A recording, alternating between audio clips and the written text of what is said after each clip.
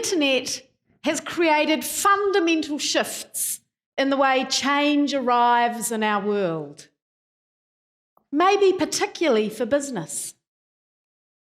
A shape emerges, unfolds, finds form, and then suddenly makes the old model obsolete.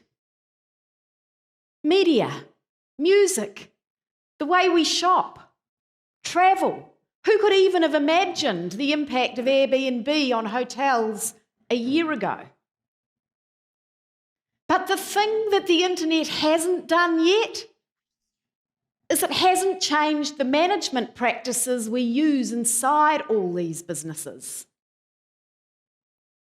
I was so disillusioned by the rigidity and loneliness of senior management roles, of the fight against a kind of power and control paradigm, that I decided it was time. I kind of chucked in senior management roles and went looking for who the new thinkers were, who was experimenting with the kind of management that would deliver future-focused businesses that do good in the world as well as doing well.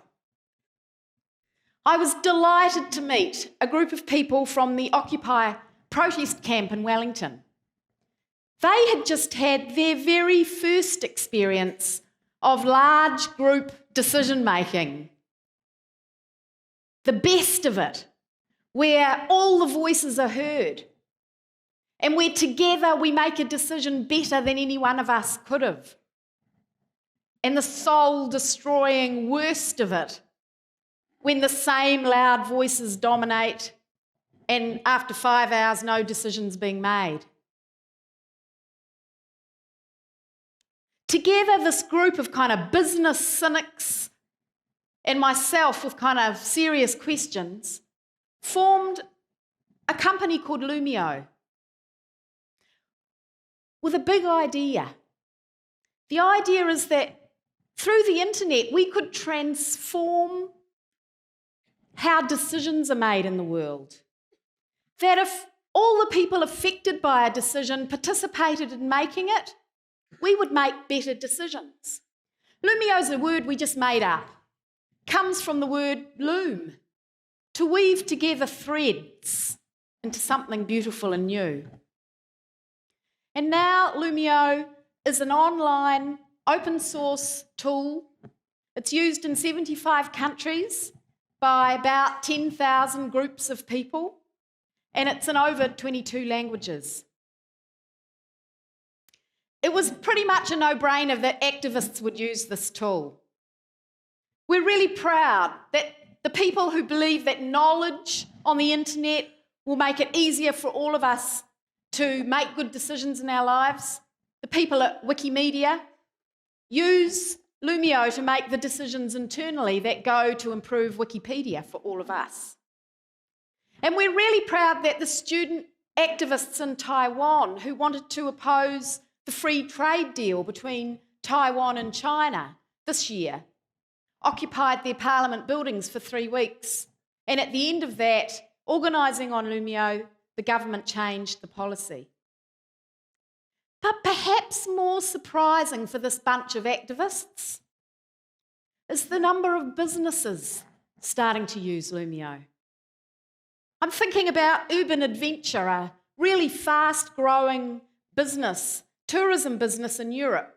First they were in 1 city, then 4 countries, 12 cities, really fast-growing across time zones. They needed to be able to hold the core values of adventure at the heart of their organisation, but respond to the unique opportunity of each city. And they needed to make decisions at all times of each of their day and night. And they're doing that on Lumio. In New Zealand, a government department that was really struggling with keeping their grant-making process kind of on time because the team never met.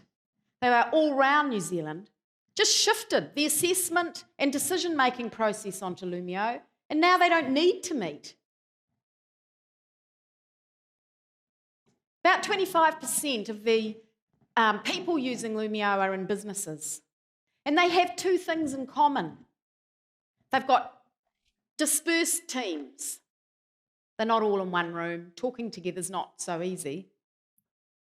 But probably more importantly, they really believe that all the voices in their organisation, the diversity of perspective and point of view, will improve the decisions that are made. So they're really engaged in having everybody participate. And as we've watched these organisations use Lumio, we've noticed a really magic thing. We've noticed that lots of their other processes become more collaborative. The policy that's made in their organisation is just easy to involve everybody. Or the recruitment process. Who works with this person? Who would like to have a say? And it goes on. It's really exciting. And we in Lumio have had to get our heads around how do we support organisations to understand collaboration and the way it changes organisational culture. We were better at organising protests. But really now we're into organisational collaboration. And inside Lumio, we've had to walk our talk. So we've set up a legal structure where everybody who works in Lumio is on the pathway to being an owner of it. And we organise our work in dynamic hierarchies. That means we set up a coordinator and a team with an objective, and when it's reviewed or completed, that team disperses and a new team emerges with a new coordinator.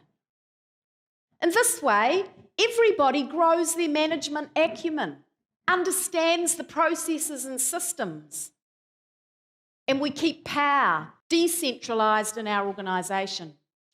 We're just at the beginning of the first generation of learning this work, after perhaps 200 years of the power and control model.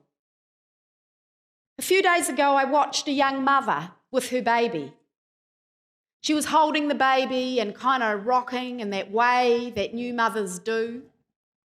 She was patting and looking directly at this baby. The baby was looking back. There was such presence in the moment. I could only imagine the baby felt love, movement, balance, felt their mother just being there for them, whatever it took, now and forever. What if we could presence the potency of that active sacred feminine and mix it with the more familiar skills, those masculine skills of logic and reason and ability to understand? What would our management systems be like then? I want to say to those of you who are the edge riders in your organisation, the margin dwellers, the creatives and inventors, to those of you who are the naysayers and the cynics and the questioners, even the whistleblowers, in this time of kind of nobody being able to predict future success of past success, when invention and innovation is critical to the success of our businesses in the future, your time has come. Thank you.